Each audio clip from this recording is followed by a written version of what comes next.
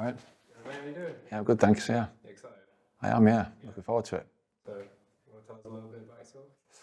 So, I'm the Academy Director here at Nottinghamshire Darts Academy. As well as that, I work in professional sport daily. We've been a part of the JDC now for 14 months. We did the accreditation day early last year, and since then it's just been growing steadily as an academy. I think the growth in the sport's been huge over the last 10, 15 years, and obviously over the last 2 years with the likes of Luke Littler bursting on the scene, it's just gone to a whole different level, and I think the way the juniors are now getting involved massively with the sport is making it exciting for a whole new audience, really. It's obviously evident with our academy and probably all the academies across the UK and the world, really. I think we're only just scratching the surface of what we can do as academies, what we can do with the JDC and with the manufacturers' help. You know, obviously, we're sponsored by Target. I think all those sort of people combined, we can take junior darts and darts to a whole different level, really. And it's exciting to be part of that and probably hopefully see where it does go in the future. So over Christmas and New Year, over our 2-week break, we put a committee together, and we thought it was important to put one together to help with future events at the academy because of the size of the academy and obviously running of events. And we asked, does anybody have any ideas? And one of our committee members, Fran, came up with the Royal Rumble. She's heavily involved in sort of wrestling in the UK. Obviously, I watched wrestling growing up as a young person, and yeah, as soon as she mentioned it, we started looking into it. Has anybody done it? What's the challenges with doing it? And it didn't take too long to sort of get it booked in the calendar and start putting plans in place for it.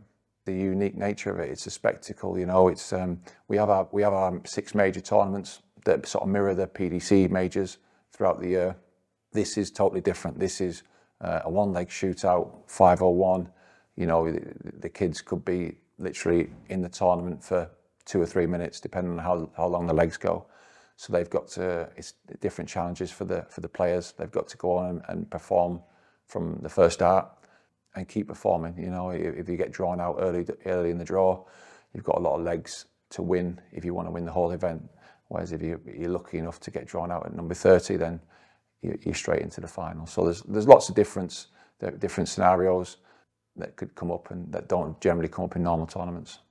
They need a lot of sort of bravery, courage to handle the atmosphere that's going to be out there. You know, these guys probably haven't played in front of a large crowd before. There's going to be, like I said, over 200 people in the room. There's going to be the lights going, the music, everything like that. And then they've also, when they get up on the stage, they've got to focus then on playing, you know, against an opponent who's already potentially played a game and won a game. There's a lot for them to sort of take in before they get to the board, and then they've just got to really focus on trying to score as heavily as they can and obviously check out as soon as possible. We've got the ability as an academy and people committed enough in the academy to help plan and put it in place. I think from my personal point of view that, you know, I've been involved in professional sport. I've had some brilliant memories along the way. I've played in 3 Wembley finals. So if I can sort of help share those sort of experiences with these kids now, albeit on a little bit of a smaller scale, but it's still a massive thing for them to come to this event, be part of it. There's going to be 40 kids going up on that stage today, and like I say, in front of a big crowd, got their own walk-on music. These are sort of things that'll, one, help them in their future darts career and pathway, and also two, be a real good memory for them moving forwards, depending on how long they do stay in darts, and you know, something to look back on with great fondness, hopefully. I know you've been a bit tight-lipped about what's going to happen in the tournament, but what can we expect to see? You can expect. I don't want to give too much away, but yeah, it's going to be a lot of fun. Hopefully, some very, very good darts. A few surprises along the way, maybe a few surprise entrants potentially, and yeah, that's all I really want to say on that in a minute.